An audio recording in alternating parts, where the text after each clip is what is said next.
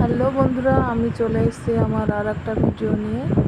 আমি পথ দিয়ে যাচ্ছি, যেতে যেতে একটা জিনিস লক্ষ্য পড়লো, যেটা দেখায় আপনাদেরকে। এখানে একটা হয়ে ধানের চারা দিয়েছে, সেখানে তৃণমূলের পতাকা দিয়ে কাক পক্ষী তাড়ানো হচ্ছে। তো ভাবলাম আপনাদেরকে শেয়ার করি, তাই এটা শেয়ার করার পর আমি আবার হাঁটতে শুরু করলাম। কিন্তু বৃষ্টি হয়েছে, অনেক বৃষ্টি হওয়ার পরে এখানে জল জমে আছে, সেগুলো নিয়ে সব পাট জাগ দিয়েছে। কেউ পাট কাটছে, কেউ